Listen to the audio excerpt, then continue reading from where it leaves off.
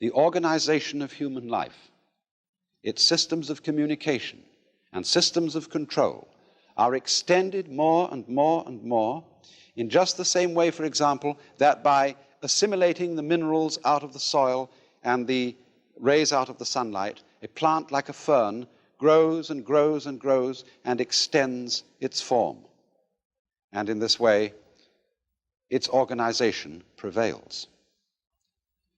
Now then, you see, if you take this task of what we call the conquest of nature, the task of making order victorious over chaos or randomness, if you take this seriously, you will look upon it as warfare. And you will firmly believe that the most urgent thing that there possibly can be is to make order prevail over randomness, to make good prevail over evil, to make life prevail over death. And we find that when we are in a contest of this kind, a serious warfare game of this kind, and we take it seriously, we are involved in it in a very deep and bitter sense. Now, the difference of Buddhism from science as a form of knowledge is that in Buddhism, it would be said that this view of things, this view of the task of life as making order triumph over disorder, leaves something out. You remember right at the beginning, I made some importance of a Sanskrit word which is fundamental in Buddhism, avidya. Avidya, which meant, means non, vidya, knowing. Non-knowing or ignorance, or better, ignorance. Ignorance, in other words, leaving something out of account. And I want to use a familiar illustration to show in what way we ignore. You see here a figure which is apparently, as you look at it, two faces in profile about to kiss each other. Now, if we draw back a little from those two faces, we can see on the white area in between them the form of a cup.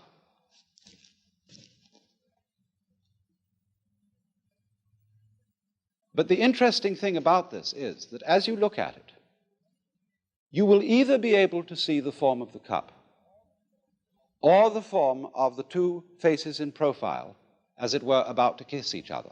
You can alternate them between them very rapidly, but you will not be able to see them both that way at the same time.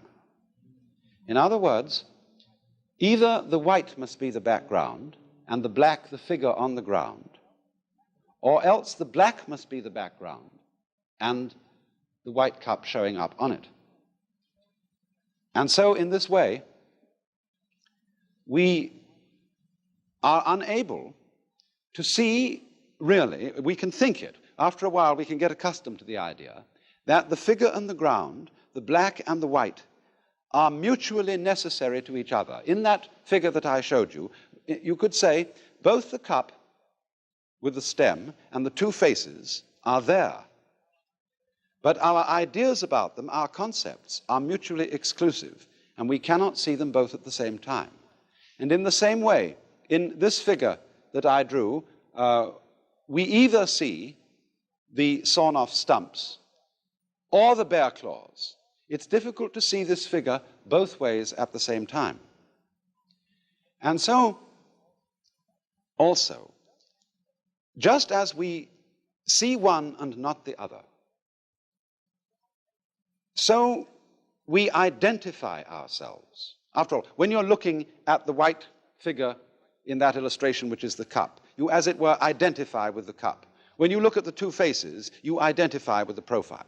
So in the same way, when we experience the world around us, we identify with the subject, the knower. We don't identify with what we see. But as a matter of fact, if there is nothing seen, there is no experience of a seer. If there is no seer, there is no experience of anything seen. They both go together in the same way as the black and the white. And this idea that the yes and the no, the black and the white, the inside of a class, say we draw a square as representing fundamentally the idea of class. I can't have a square which doesn't have both inside and outside. They go together. And in Buddhism, this going together is called shunya. Although this is often translated void, it means that the inside of the square cannot exist, is void without the outside, the subject without the object, the black without the white. And this, of course, is represented in this fundamental Chinese figure of the yang, or the positive principle, and the yin, or the negative principle, like two fishes, constantly circulating, going round and round and round and round in the alternations of life. Now, the question is, are these two fishes involved in a fight? Is the white one eating up the black one, and the black one trying to eat up the white one? If that is the situation, then, of course, life is fundamentally nothing but a grim contest. If this one up here is the good fellow, and this one is the bad fellow, if this is order and this is chaos, then a fight goes on between them. And that's largely the way in which our technology has interpreted man's situation as against nature. This is man, the white, the good fellow. This is nature, the dark, the bad fellow. And the white one has got to eat him up. But what happens if the white fish succeeds in eating up the dark fish? The white fish disappears as well as the dark one, because the white one is only there in relation to the dark. So then, if these two fishes, as it were, wake up, if this one wakes up and this one wakes up, which is called awakening in Buddhism, they realize they're one. In other words, they go together. They're inseparable from each other. And this realization is that experience, which is called in Zen Satori, or in Buddhism, Bodhi, awakening.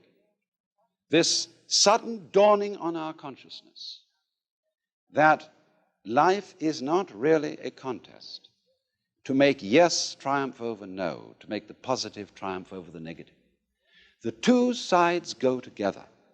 And then one sees, in this strange way, that underlying all that is negative in the world, all that is in a way painful and evil, there is a kind of necessity to it. It goes with the good. It is necessary for the good. Disorder is necessary for the manifestation of order, just as you must have, say, a black background to show up a light figure. And then when one sees that, a profound transformation takes place in one's attitude to the world. That is to say, instead of looking upon life as a contest, it becomes a dance, it becomes a game. One doesn't withdraw from it, one doesn't stop living, but one goes into the game so that these revolving fishes are no longer trying to eat each other, but they're just going around dancing, having the biggest fun in the world.